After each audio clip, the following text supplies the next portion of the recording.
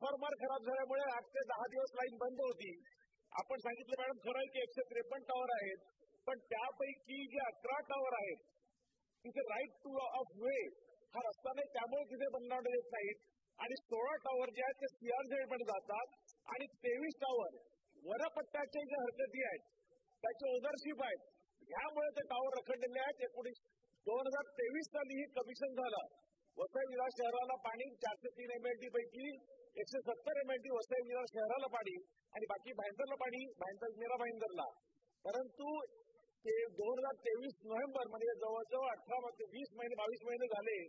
इथे काम अतिशय संथगतीने चालू आहे.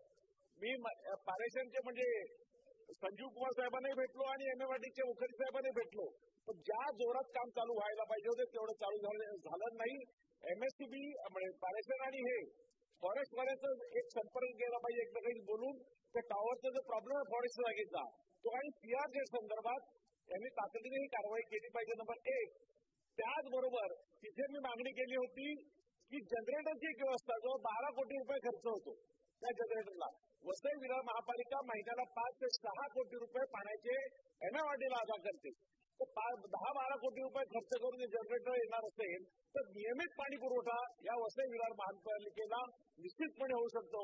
वादळ येणार, वारं येणार, जंगलातून लाईट आहे, लाईट जाणार, पण जनरेटरचीच चांगली व्यवस्था केली तर नजीकच्या काळामध्ये आपण जर केली तर कायम पाणी पुरवठा या वसई विरार महापालिकेला आपण करू शकता. अध्यक्ष महोदय, या ठिकाणी वन विभागाची परवानगी आपल्याला एप्रिल 2024 मध्येच मिळालेली आहे आणि सीआरझेडची सुद्धा परवानगी आपल्याला 6/2025 मध्ये मिळालेली आहे. त्यामुळे हे काम लवकरात लवकर होईल आणि जनरेटरची व्यवस्था पाण्यासाठी करण्याची आपण जी सूचना केलेली त्यावर विभागाची चर्चा करून निश्चित त्यावर निर्णय करण्यात येईल. लक्षवेधी 2